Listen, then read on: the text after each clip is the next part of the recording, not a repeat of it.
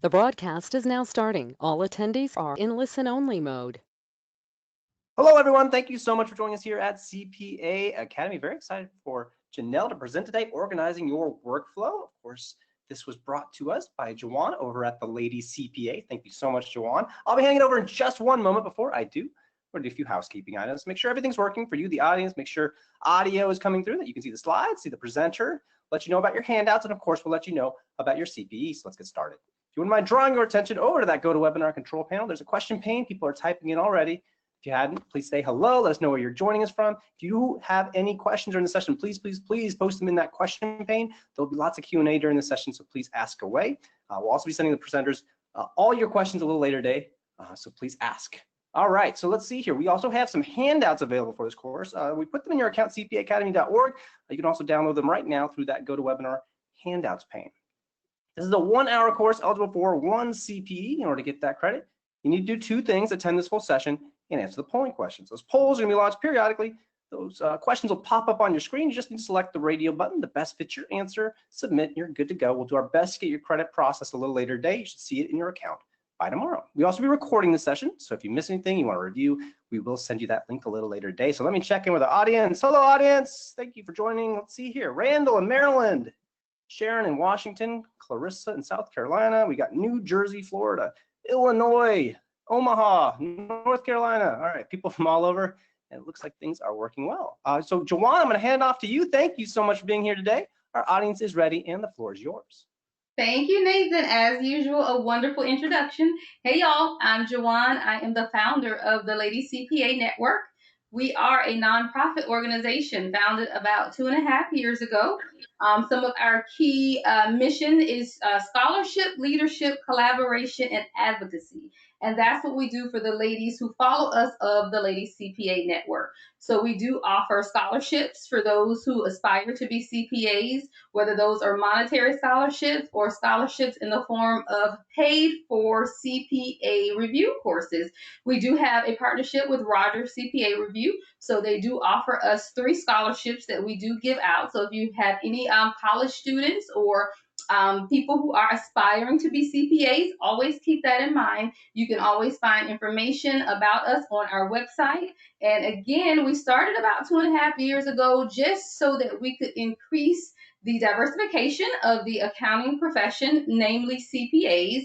And I have narrowed it down, I should say, to women in the accounting and finance profession, because as we know, women, we do sometimes require a support system that is a bit different when we have kids and we have spouses and we have children, and everything can become a bit chaotic. I like to know that we have a support system to support one another in our efforts through our careers while we aspire to be the best women that we can be. So, with that said, we do offer mentorships, career coaching, scholarships, collaboration efforts, as well as CPA study tutoring and webinars so that we can all study together. And those are all hosted by our lady ambassadors. All of our lady ambassadors are CPAs or credentialed accountants. So if they aren't CPAs, they're certified internal auditors, certified forensics, whatever it is within the realm of accounting and finance.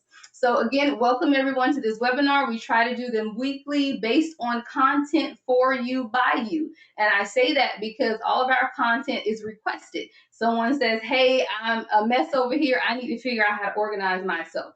Then I go find a professional organizer such as Janelle. If someone says I have a business and I want to figure out if I need to trademark my brand, that's one of the webinars we did about 2 weeks ago with attorney Ashley Fox. So anything you could think of while you're sitting here and listening, please put it in the chat or question. If there's something that you would want to see, some type of content, and you haven't been able to find it out there, always let us know. Drop it in the box. You can always shoot us an email over at the Lady CPA Network. So without further ado, I would like to introduce our speaker for tonight. It's Mrs. Janelle Williams. Janelle is a She's the National Association of Professional Organizers. And a lot of people say, well, what does that have to do with accounting? But we're chaotic over here. You have papers, you have appointments, you have whiteboards, you have stuff everywhere. And organizing yourself not only helps you, but I'm sure it increases your efficiency and your productivity. And I'm sure those are things that Janelle will speak on. So without further ado, I will let Janelle continue on with the introduction. This is Janelle, guys. Hey, good evening, everyone. It's great to be here tonight. I'm excited to be here with you guys and talk all about my profession and what we do here at Organized by JWC. So again, thank you, Juan, for inviting me and for that introduction. My name is Janelle Williams. I do have a master's in public health. So I worked in public health for a few years before I decided to open up my business as a professional organizer 3 years ago. And I am also, as Jawan said, a member of the National Association of Professional Organizers, which is basically an organization that professional organizers can take courses and classes and get different certifications in order to continue our education. So tonight's presentation is going to be talking about organizing your workflow and working efficiently and effectively during complete chaos. So I'm excited to be here and ready to get started. So the topics that we're going to be discussing tonight in terms of organizing your workflow include: how does clutter affect your mental state? What is clutter and the types of clutter? 5 steps to increase efficiency and improve your workflow. And finally, the benefits of organizing your workflow. And then we'll do a question, a Q&A at the end. So we are going to launch. Hey, Janelle, yeah, perfect. We'll launch our first poll, but I think your screen is still paused. Okay. Let me go back. And while I'll wait for you to do that, but here, we're going to launch our first poll. This is: which do you struggle with the most? We'll leave this up for about a minute, and then we'll share those responses.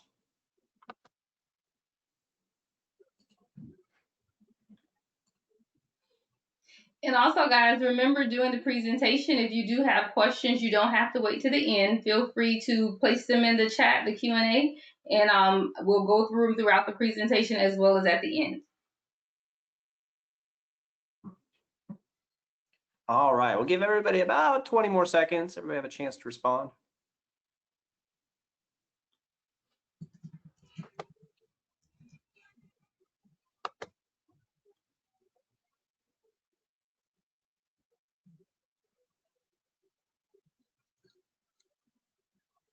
All right, we are going to close.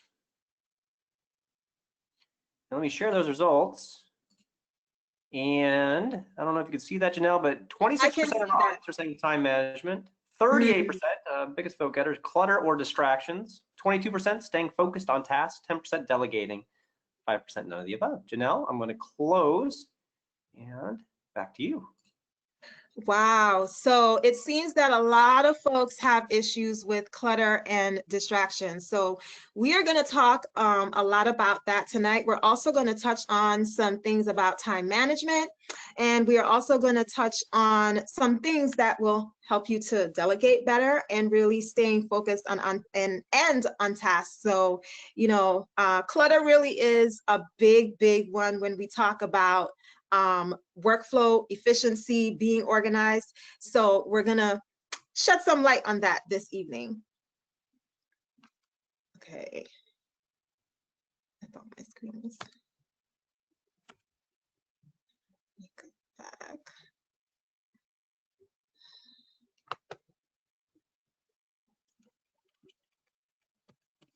I can't move forward. Okay. All right, there we go. All right, so the first thing that we're going to talk about is: how does clutter affect your mental state? So here are a few things that how a clutter affects your mental state. So it causes increased stress. It causes you to be unmotivated.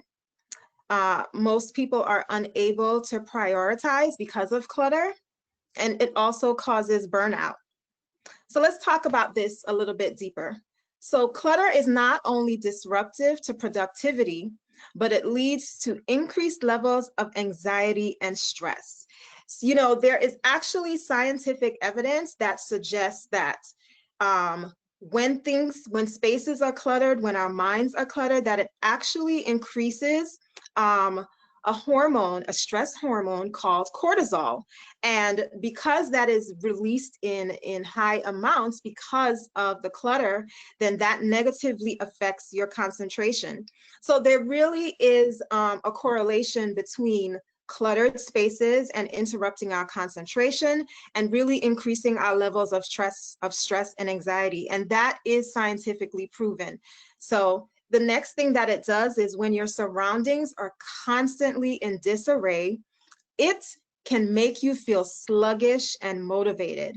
I know personally for myself, when things are out of order, it makes it very hard for me to actually get things done. So if you've ever had that feeling of being so overwhelmed, whether it's by what's in your mind or what's in your space, that you cannot even tackle the things on your to-do list, or you can't even tackle tasks that you need to do, it is because, and then you don't even know where to start, it's really because your mind and your space is in disarray. There's actually evidence that suggests that because of the fact that the space is in disarray and it's cluttered, it actually limits you or hinders you from being able to actually complete or even start a task because you're so overwhelmed by your surroundings.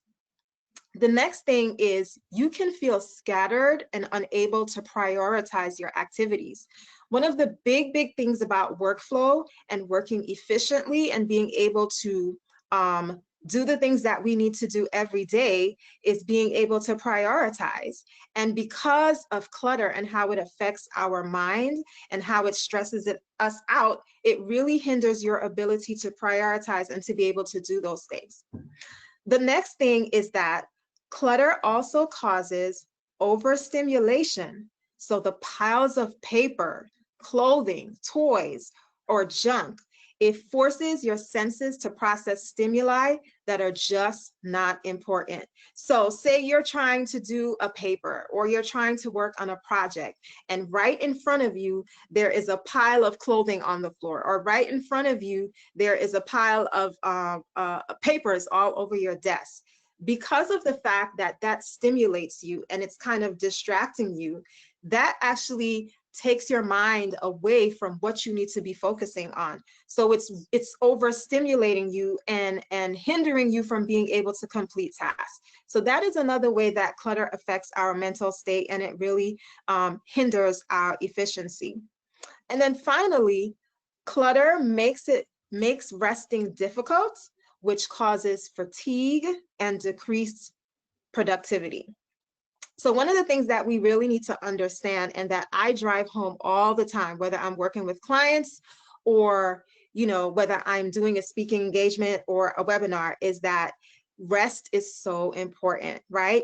Adequate sleep will result in working more efficiently and subsequently being more productive and saving time in the long run. So one of the things that we really don't understand is that because of the clutter in our minds and because of the clutter in our spaces, it affects our ability to have good rest. And because we're not having that adequate sleep, then it's really going to affect our work productivity, whether that's in the home or whether that's in the office. It definitely affects your productivity. So sleep is very important when we're talking about clutter and your mental health and being efficient.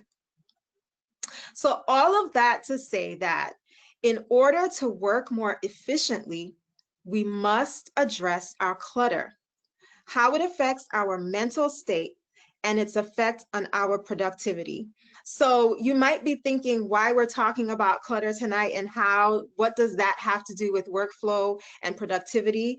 And I hope that just, you know, seeing how the clutter affects your mental state, it helps you to understand that if you're not addressing the things that are cluttering your space and the things that are cluttering your mind, then it will in fact have a huge impact on your workflow, on your ability to work, on your ability to complete everyday simple tasks, and really on your ability to be productive. So it's really, really important that we are addressing clutter and how it affects us. So now we're going to talk about the types of clutter and what exactly is clutter. So what is clutter? So I decided to find some definitions of clutter for you guys. And the first one is, so clutter is a collection of things lying about in an untidy mass. That's the first definition. So another definition for clutter is, it is scattered or disordered things that impede movement or reduce the effectiveness of a room. But there's one thing that I want us to think about in terms of clutter.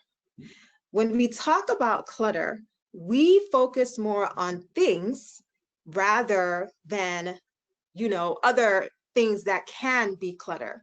So one of the things that we're going to discuss tonight is that there are other types of clutter that affect our efficiency and that affect our ability to be able to do everyday things. So clutter is not just the stuff in your closet or on your floor or, in your surroundings. It is so much more than that. And tonight we're going to explore what those different types of clutter are. So we are going to launch our second poll question. Thank you, Janelle. All right. That is launched. We'll give everybody about a minute. What is an example of clutter?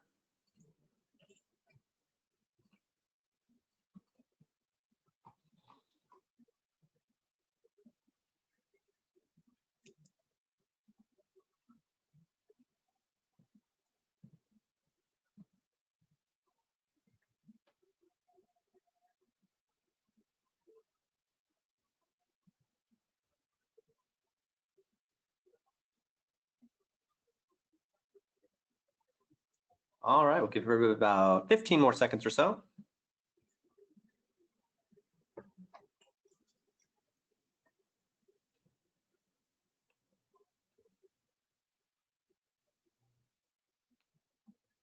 And we will close and share, and the overwhelming majority are saying all of the above. All of the above. And you guys are correct. I see that nobody clicked on divorce, but you are going to be a little surprised as we talk about the different types of clutter. But yes, all of those things represent different types of clutter. And in order for us to be more productive and efficient in our lives, we definitely have to address all those different types. So let's talk about it. So the types of clutter. Clutter, as I said before, is not just the stuff in your closet. It's anything that gets between you and the life that you want to be living. Now, I can go a little bit further and say it's anything that gets between you and the things that you need to get done. Anything that gets between you and your creativity. Anything that gets between you and growing your business. It's really anything that disturbs you being able to achieve the things that you want to be able to achieve. So let's look at the types of clutter. So the first type of clutter, which we all know, is physical clutter. And that comes in the form of gadgets or electronics, magazines, paper, books, and also physical files. So those are examples of physical clutter. And oftentimes that is what people focus on when we talk about clutter and what people feel that they need to get rid of and they need to deal with in order to function more efficiently. But there are other types of clutter that definitely have an effect on us and actually can be the cause of our physical clutter. So let's take a look at those. So the next one that we want to address is digital clutter, right?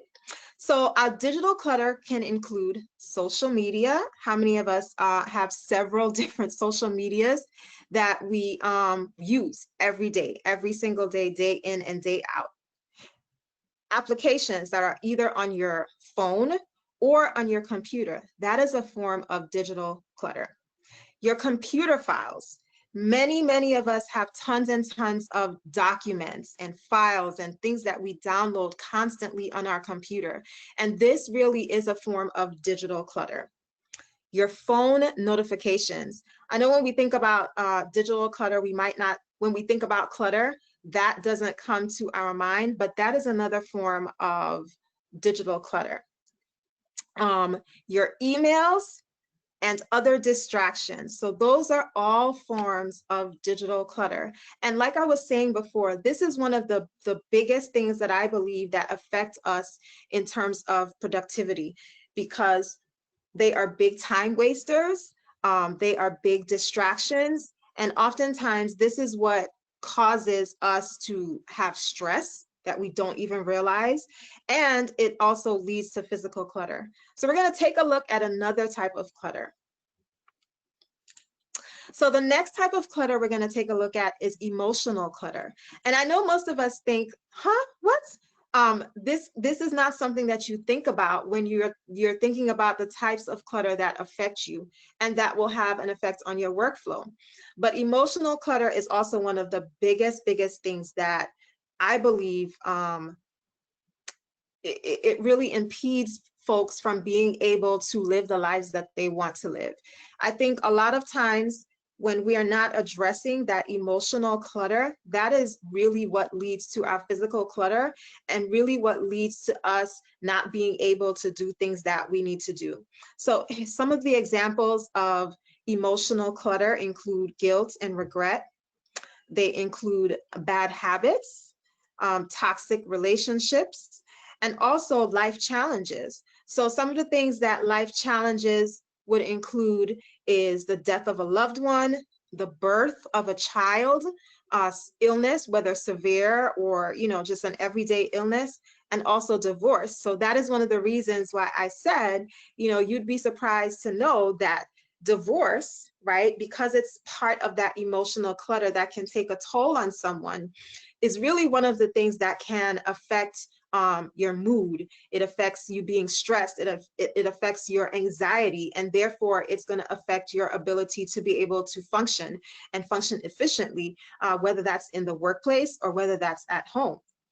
So many times, as I was saying before, your emotional clutter is often the cause of your physical or your digital clutter. So it's really important for us to understand what the different types of clutter are, right? And then once we understand what those different types are, then we need to address those types of clutter and see how they are affecting us, whether it's emotionally or physically, because I also do believe that clutter does have a physical effect on our bodies, and it can in fact make you sick, if you're not addressing the emotional and the physical clutter. It can in fact make you sick.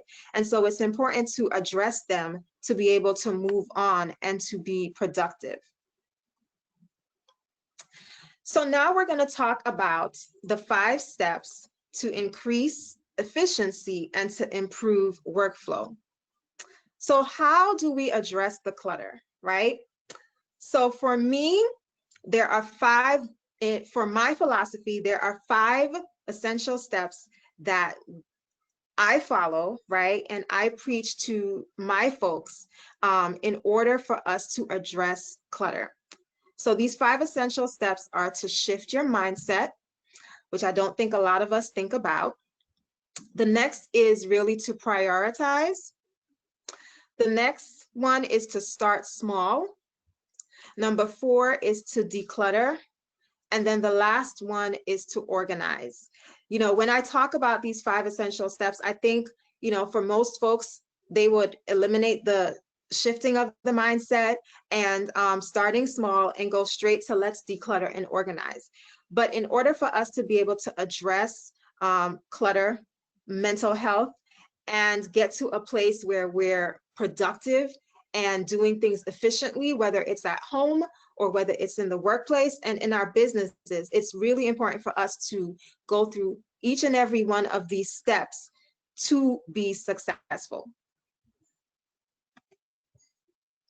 So we're going to talk a little bit about each of these steps. And we're going to start with mindset. So when we talk about mindset, we want to explore the why behind the inefficiency. And so, if we go back to the first poll that we did in talking about the different things that we struggle with, time management was one of them. So exploring the why behind it. Is it a time management issue? Is it an issue of where you're not feeling motivated? And if it's an issue of not feeling motivated, why is it that you're not feeling motivated? Is it because of some sort of life challenge that you have? Is it going back to the clutter? Is it emotional clutter? Is it the digital clutter? Why is it that you're feeling unmotivated? Or is it that you're stressed? And if we go back to stress, is it because of clutter or is it because of something else? So really exploring the why behind the inefficiency is important for us to move forward. So the next thing is for us to address certain behaviors or habits. So one of those things is, are you easily distracted? What in your day-to-day experience distracts you? Is that something that affects you being able to be efficient? Is that something that affects you being able to complete tasks on time? Is that something that affects you being able to get projects done on time? Are you easily distracted? Are you a procrastinator? Do you leave things for the last minute? So really looking at certain behaviors that we have will help us to kind of find out the why behind why we are not moving forward, why we're not being as efficient and being able to complete things on time and in a timely manner. So the hope is that with exploring our mindset and the why behind the inefficiency, that once you do understand why these things are happening, that you can create a system or a process to address the inefficiency. So every day in the work that I do as a professional organizer, one of the major things that we look at, and for me personally, it's not really about a pretty picture. For me, it's really digging deep and understanding why people have gotten into the situation that they're in the first place. And then once we find out that, then we can move forward. If we're just putting a Band-Aid on the problem and not really focusing on why we got into that situation in the first place, then it's really going to make it then you're just going to end up back into that situation again. And it definitely makes it difficult for you to move forward, because you need to know the why in order for you to move forward, in order for you to address it. So the first stage, the first thing that you need to do is explore the mindset and look at it and understand why you are in the position that you're in, and then create systems to address them. So the next step that we want to look at is to prioritize. Now, prioritizing is really important when we are talking about increasing efficiency and improving workflow. So when you prioritize, it creates a sense of purpose, clarity, and it facilitates efficiency. So when we talk about prioritizing, one of the big things that we really need to do is we're establishing specific timeframes for when things are done on a weekly basis, sometimes on a daily basis, a monthly basis, or a yearly basis. I have found that a lot of people do not actually follow this system or prioritizing like this. And I believe that when you do it this way, it totally makes things less overwhelming, and you're able to complete tasks easier because you kind of know what to expect. So really establishing specific timeframes is key when you're prioritizing. So the next thing is to establish consistent routines and create schedules. And when we do this, this leads to more structure, and it really decreases our anxiety and our stress. You know, the thing about creating routines and schedules, and I know a lot of people have issues about creating schedules and following those schedules, but the hope is that when you are creating the routines, that you're being consistent. They really help you to create structure in your workday, right? So that you're able to get things done in a timely manner. They really help you to create structure in your home as well, so that you're able to get things done in a timely manner. And the thing with really creating routines and schedules is to be consistent.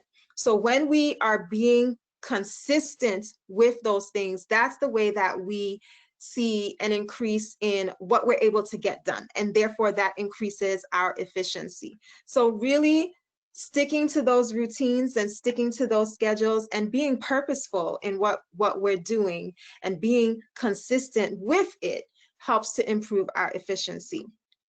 The next thing is to really schedule time for rest and mental checks.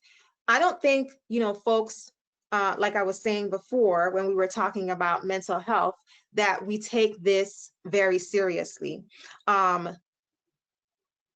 We're all going to get overwhelmed by work. We're all going to get overwhelmed by, our home life. And if we are not taking the time to schedule rest and to kind of check to see when, maybe things are out of whack, then it's going to be hard for us to be efficient. It's going to be hard for you to be productive. Even like if we pay attention to the time that we're in now, there's so much overstimulation, there's so much going on that sometimes you just need to take a break. And if you're not taking breaks and you're not scheduling time for rest, then you're going to fatigue, you're going to run yourself down, you're going to burn out. I know one of the big complaints that I've heard from people is that now that a lot of us are working from home, we are not making the time to have a cutoff, right? So instead of working an 8-hour day, we're working longer and longer and longer hours. You cannot keep working all those hours and think that you are going to improve your productivity. There will come a time when you are going to burn out and you're just not going to be able to do things anymore. So that is why it's really important for you to actually schedule in the time to rest, schedule in the time to do those mental checks, to see, if you have any stressors that are keeping you from being able to function appropriately, to see if you're heading down that road to where you're going to burn out, to see if the stress of just doing too much at one time is going to send you someplace where, you're going to get into a situation where you are, your health is going to be in jeopardy. So make sure that you are prioritizing that on your schedule as well.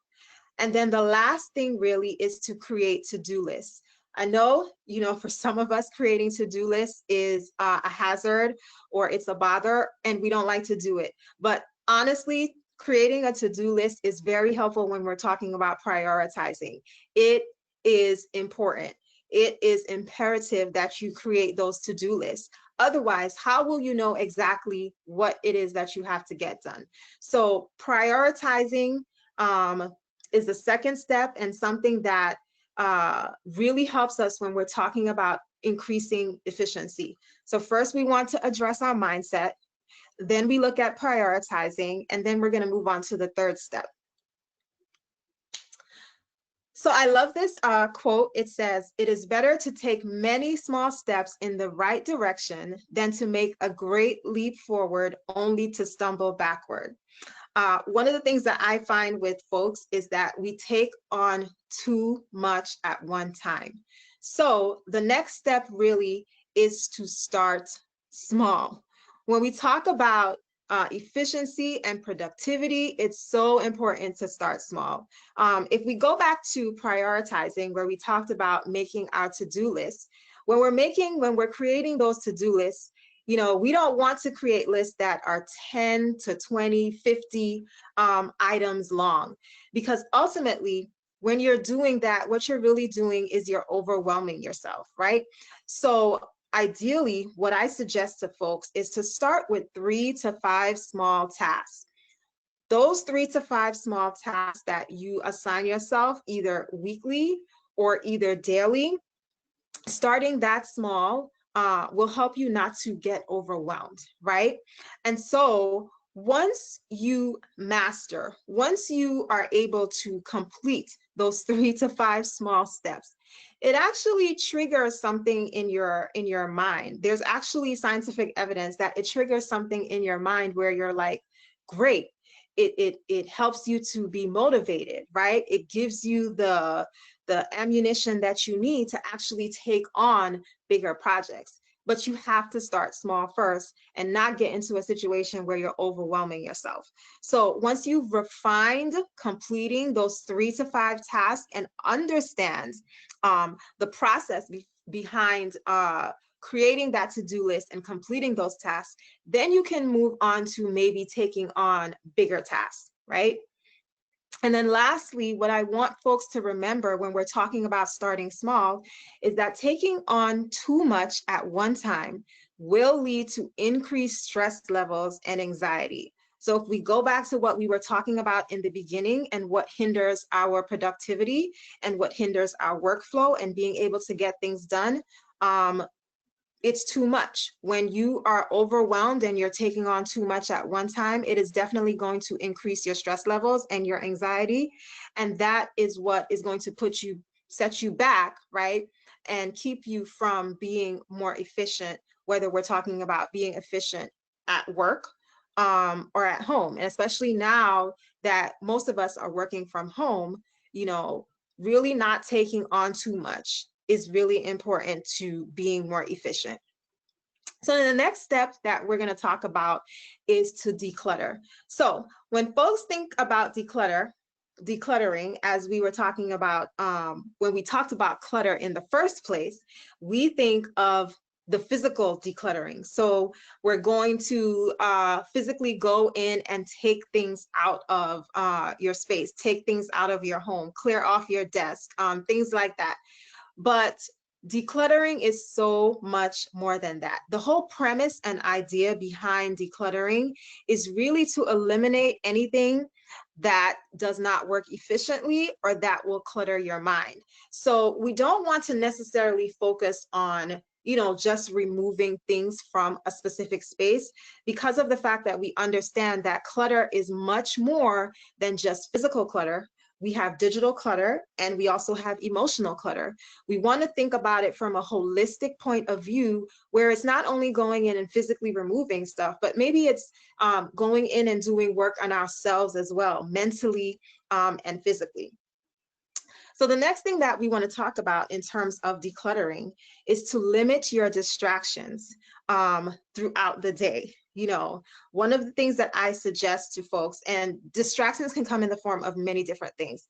They can come in the form of multiple phone calls, and these are phone calls that are not necessarily have not been on your schedule. These are not things that are scheduled. These are things that just pop up in the day.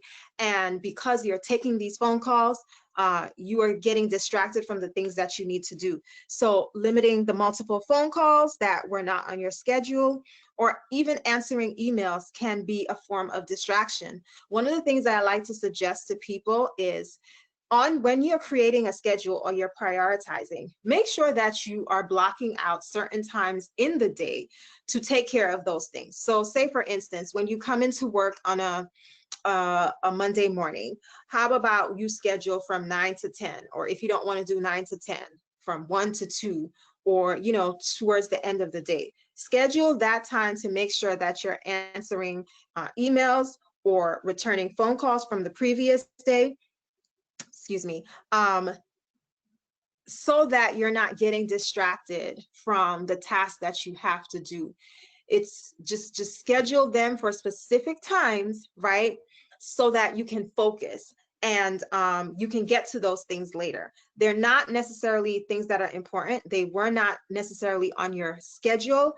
And so it's not going to hurt you to be able to get back to them at a later date. If we're consistently answering phone calls and answering emails all day, we're wasting time. We're wasting time, and that interrupts our workflow.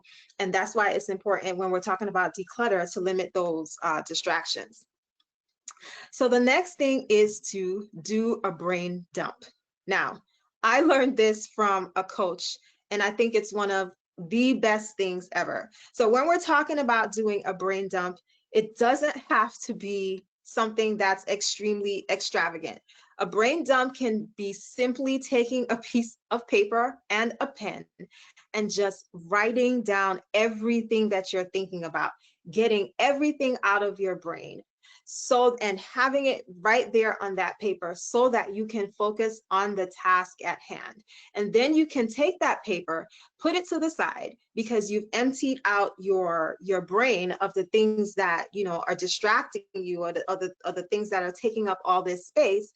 And now you can focus on whatever it is that you have to get done immediately, right? And so after you've completed whatever task that you're working on at that time, then you can actually go back to that paper and look at it and figure out what it is exactly that you need to get done from that paper. You know, a lot of times when we are feeling distracted, doing a brain dump will help us really to clear our mind, and it improves our focus. And so the last thing that I want to talk about in terms of decluttering is using the Eisenhower matrix to prioritize your tasks. Now, I believe this was one of the handouts that we gave, so we're going to kind of look at the Eisenhower matrix right now.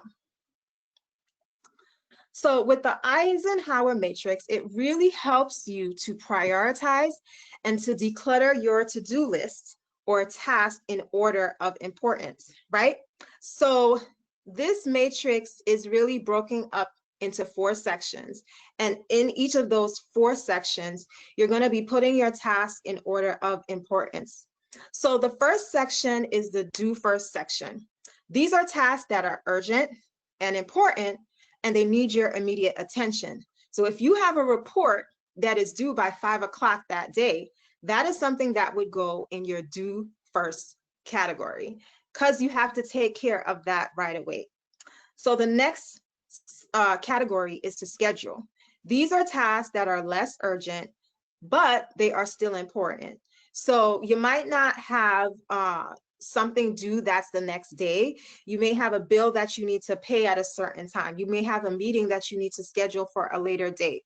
So that is something that you would put in the schedule pile because it's something that's still important, but you don't have to take care of it right away. So we will put that in the schedule category. The next category is the delegate or outsource category. And these are tasks that are urgent, but less important, and you can hand off to someone else to save you time.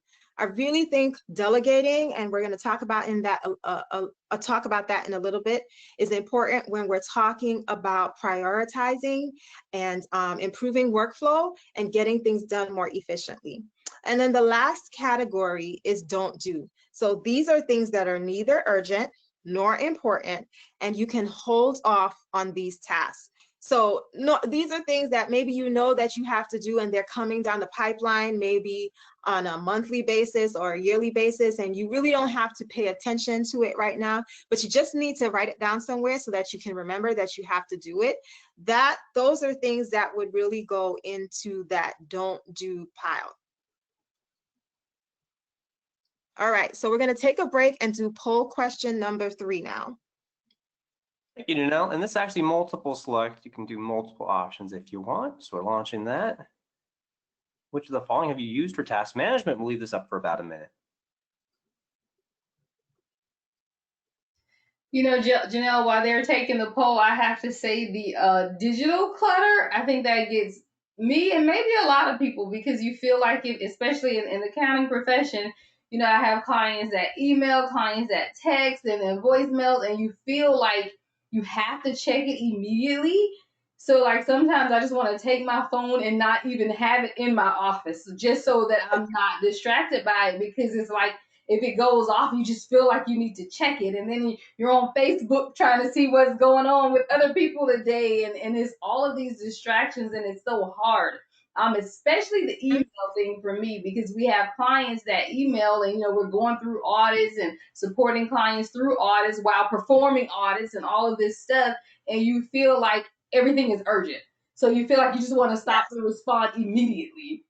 And gosh, I can tell you now that I know I spend half my day of stuff that's not even on my to-do list, period. Exactly. And so that's why, you know, I love that Eisenhower matrix, because it really helps you to look at, you know, what's important, and let me stop focusing on all these other distractions and get done what I need to done first, and turning off those notifications. That's my favorite tip. Thanks, Janelle. We're going to close this poll, and I'll share those results. 5% said virtual assistant, 58% Excel spreadsheet, 19% project management software, 57% on their phone, and 18% don't use any of these for task management. Back to you. Wow. Wow. So it's really interesting to see the amount of people that actually use an Excel spreadsheet and their phone for task management. You know, task management is really important when we're talking about workflow, because as we're going to discuss in a minute, that really helps to increase efficiency, like 100%. So the last step that we're going to talk about in terms of increasing efficiency and improving your workflow is really to organize. So as we were talking before, some of the project management softwares that I have been exposed to, or you can use programs like Asana. I don't know if folks have ever heard of that, or Basecamp. And these really help you to organize and delegate tasks or projects. I have used Basecamp in the past, and I think it's really helpful for, you know, categorizing different groups of folks. But recently I've started using Asana, and I really like it because it's really task driven and deadline driven, and it really helps you in terms of you know, getting things done in a certain time frame. And so those two programs, Asana, there is a free version and there's a paid version, and I know Basecamp definitely has a paid version. I don't think they have a free version. So using these types of programs really helps you to delegate tasks and projects, and this is one of the ways that we can stay organized. The next thing is to really delegate or outsource.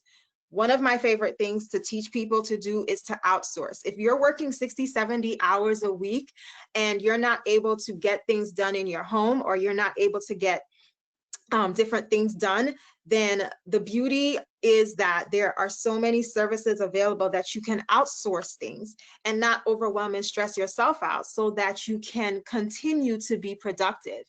And also delegating, whether you're talking about being a business owner, an employee, or an employer, right? You want to make sure that you're focusing on people's strengths and what they're good at. If you're not good at something, why not get help from someone who is good at it? Or why not seek help from someone who is good at it that can help you to accomplish that task faster? So really delegating or outsourcing, that's a big thing when it comes to increasing efficiency and improving your workflow. So the next thing is really to define roles and responsibilities clearly. Like, I think this is number one when we're talking about improving workflow.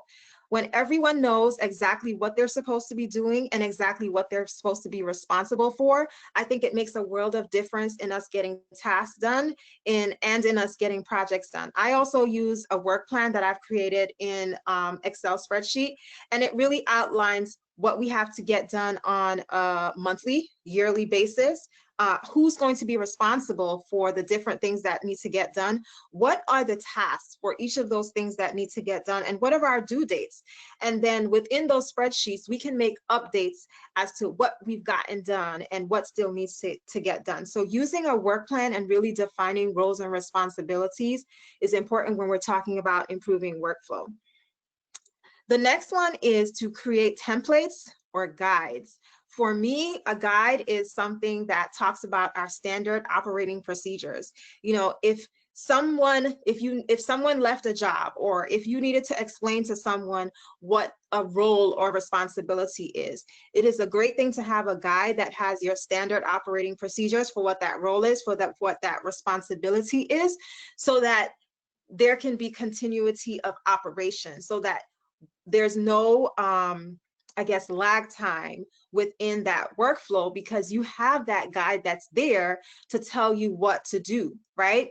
And the other thing is to create templates. One of my favorite things to tell folks is that, for instance, if you're sending the same emails over and over again, right? The same consistent emails, why not create a template for that email that you have to send out, so that every time you have to send out that email, you're not creating a new email all the time. You have different templates that you can just pull up and you can tweak as necessary. So really creating templates or guides, that helps to keep you organized, and it also goes a big and a long way in improving your workflow. And the last thing that we want to talk about in the organized step is to be consistent. Understand that, improving your workflow is going to depend on you being consistent and implementing your plan, implementing your guides, implementing outsourcing, implementing all these things. You have to be consistent with implementing them. And then once you're implementing them, look at where the gaps are. Look at where, maybe things are falling to the wayside. And then you can address those, right? And see where there is a need for improvement. And so finally, we want to talk about the benefits of organizing your workflow. The first is it reduces stress and it improves your productivity. The next is it helps you to understand how long it takes to complete tasks and projects. That's a big one, and that's really important when we're talking about workflow. The next is it increases individual accountability and it reduces micromanagement. And finally, it helps you prioritize what's important and manage your time efficiently. So when we're talking about the benefits, these are all benefits that of really focusing and paying attention to, how you're running your days, what you're doing to make things more efficient, and organizing your workflow. And we are going to launch the last poll question. Thank you so much. That's up. We'll leave it up for about a minute.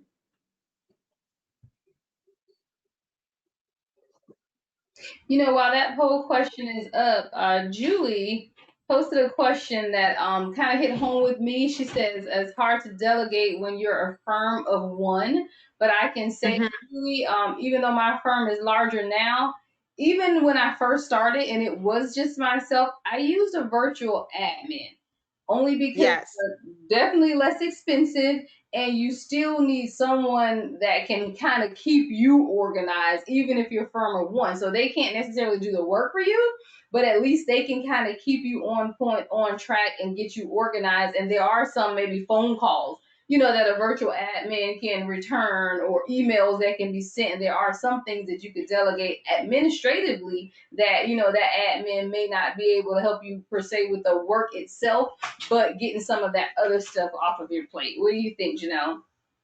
I definitely think that is so important. There's also something else called Fiverr that it's very cheap. It's very efficient. If you need something done, you can actually go on Fiverr and look for someone to complete a task for you, and it's very inexpensive, and it helps you to be able to continue your tasks and to be able to focus on the things that you can do and that are most important to you, right?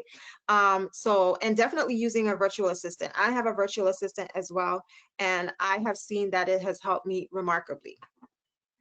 Definitely. I've had a virtual assistant from day one, and as my firm has grown, definitely my VA, bookkeepers, and all of that, but definitely at least start with a virtual assistant. Nathan, did we have the results of the poll? Did I miss it? I'm over here talking. Oh, I closed the poll.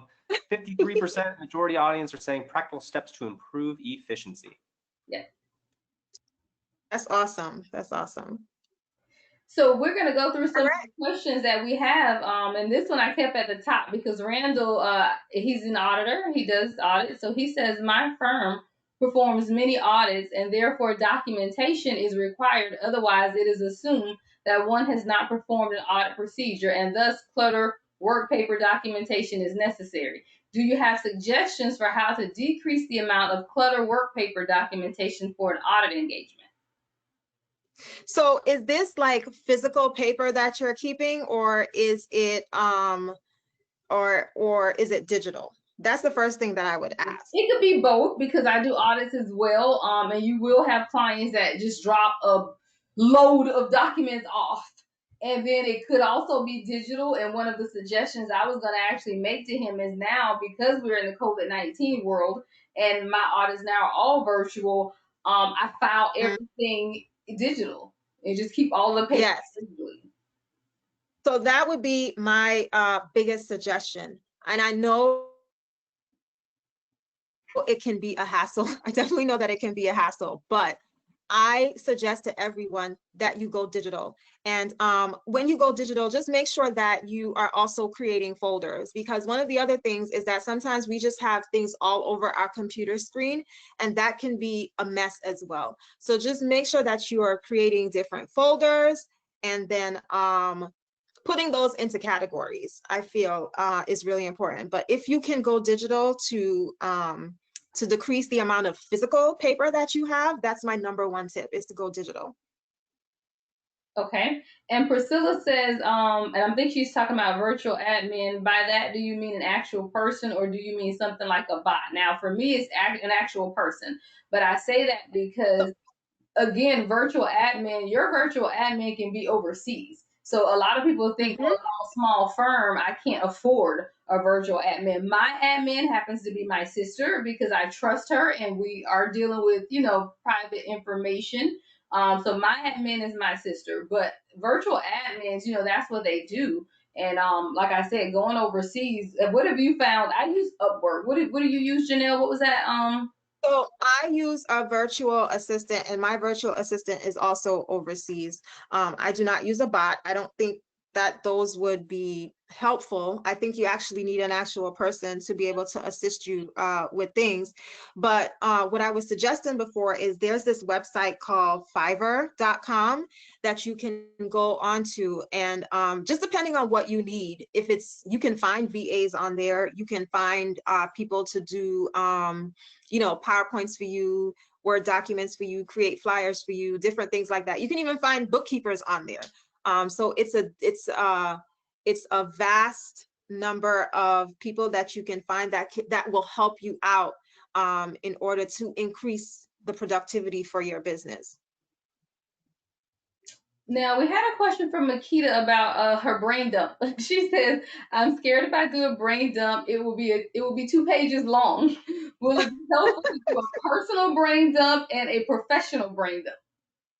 Well, you can split it up. I definitely think it's important to split it up, but the real importance of doing a brain dump is to really get things out of your head, right? Because sometimes for a lot of us, especially women, in terms of multitasking, we're thinking about 500 different things at one time. So you're thinking about going to the grocery store, you're thinking about the laundry that you have to do, you're thinking about the housework that you got to do, and then you're thinking about, oh, you want to schedule this vacation or schedule this meeting, or what else. So it's really just getting things out of your mind and putting it down on paper so you can focus on the task at hand. So whether you want to make one personal or one professional, that's really up to you, but just get it out of your head and on paper so that you're able to focus.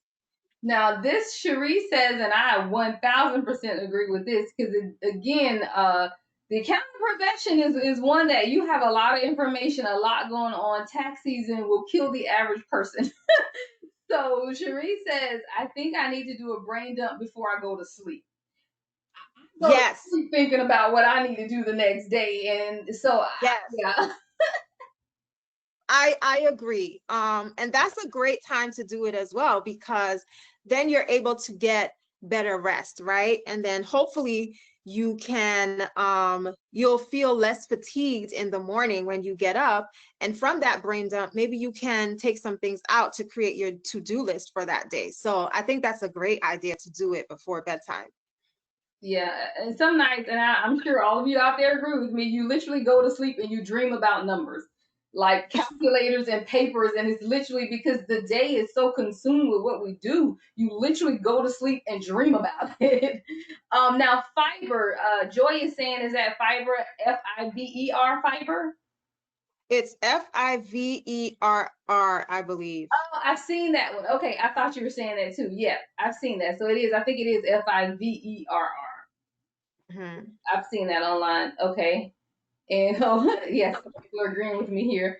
Let's see. Brain dump will also help you start your day organized. Absolutely agree. A good rest sleep to be able to be refreshed. Absolutely. And I know again with us, especially with the COVID-19 and kids home and a million things going on, and as women, men, I can't even say it's just a woman thing. You just feel like you have to do everything. So like if you're working from home and you see the laundry that needs to be folded, like I'm so guilty. I'll get up in the morning and start vacuuming, knowing that I needed to be at my desk at 8 a.m. to get a full day's work done. But then I see like there's dog hair from the dog, and then I didn't fold clothes, and then you start doing all of that stuff. So how do you train yourself to not even see that? Because you're working from home. Well, I think that really is it really just takes what is the word that I'm looking for? I can't find the word, but it's really about creating a schedule and routine and just being consistent and sticking to it. Sometimes you just have to ignore it, right?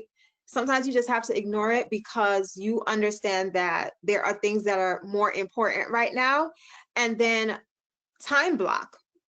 If it's bothering you that much, start your day, then take a break and go tackle that, and then go back to what you need to get done. But you really have to train yourself.